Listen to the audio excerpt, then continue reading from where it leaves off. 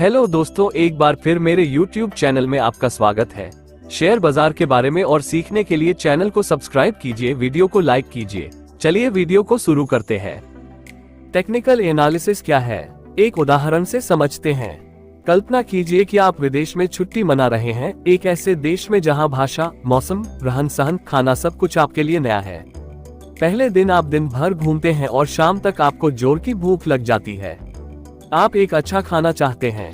आपको पता चलता है कि पास में ही एक जगह है जहां खाने पीने की कई मशहूर दुकानें हैं। आप उसे आजमाने का फैसला करते हैं।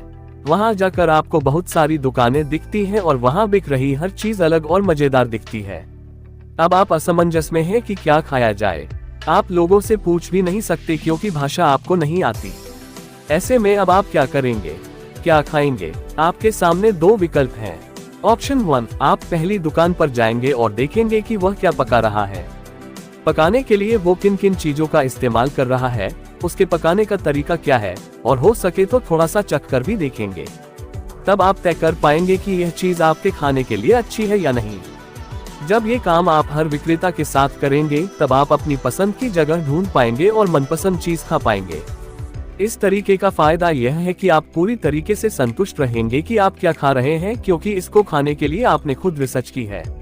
लेकिन दिक्कत यह है कि अगर 100 या उससे ज्यादा दुकानें हैं, तो आप हर दुकान को खुद चेक नहीं कर पाएंगे। अगर ज्यादा दुकानें हैं तो आपके लिए और भी मुश्किल हो सकती है। समय की कमी भी आपके लिए मुश्किल खड़ी कर सकती है, क्योंकि आप कुछ ही दुकानों तक जा पाएंगे। ऐसे में यह संभव है कि आपसे सबसे अच्छी चीज ही छूट जाए। ऑप्शन 2, आप एक जगह खड़े होकर पूरे बाजार पर नजर डालें। ये देखने की कोशिश करें कि किस दुकान पर सबसे ज्यादा भीड़ लगी है और सबसे ज्यादा बिक्री हो रही है।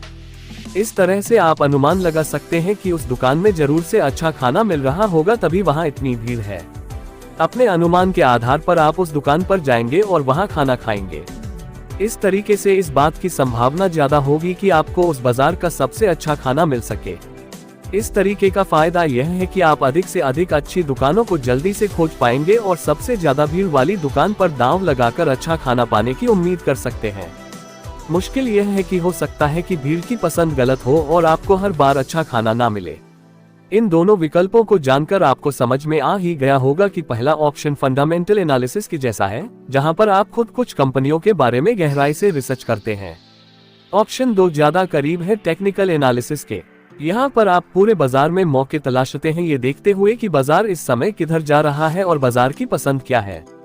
टेक्निकल एनालिसिस की तकनीक में बाजार में मौजूद सभी कारोबारियों की पसंद को देखते हुए ट्रेडिंग के मौके ढूंढे जाते हैं।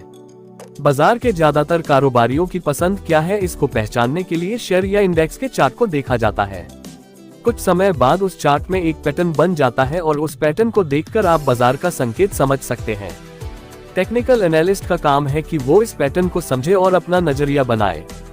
फंडामेंटल एनालिसिस और टेक्निकल एनालिसिस में बेहतर कौन है, इस पर कई बार बहस होती है।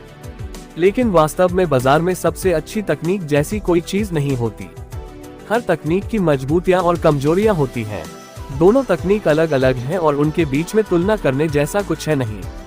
एक समझदार ट्रेडर वह है जो दोनों तकनीक को जानता हो और उनके आधार पर अपने लिए अच्छे कमाई के मौके तलाश कर सकता हो। ट्रेड के किसी मौके से कितनी उम्मीद रखें? कई लोग ये सोचकर बाजार में आते हैं कि टेक्निकल एनालिसिस के रास्ते बाजार में जल्दी से बहुत सारा पैसा कमा लेंगे। लेकिन सच्चाई यह है कि ये ना तो आसान है और ना तो जल्दी पैसा बनाने का रास्ता। हाँ, ये सही है कि अगर टेक्निकल एनालिसिस ठीक से किया जाए तो बड़ा मुनाफा मिल सकता है, लेकिन उसके लिए आपको बहुत सारी मेहनत करनी होगी और ये तकनीक सीखनी होगी। अगर आप टेक्निकल एनालिसिस के रास्ते जल्दी जल्दी बहुत सारा पैसा बनाना चाहते हैं तो हो सकता है कि आप बहुत बड़ा नुकसान हो जाए। जब बाजार में बहुत सारे पैसे डूब जाते हैं तो आमतौर पर लोग इसका सारा जिम्मा टेक्निकल एनालिसिस पर डाल देते हैं, जबकि ट्रेडर की गलती पर नजर नहीं डालते।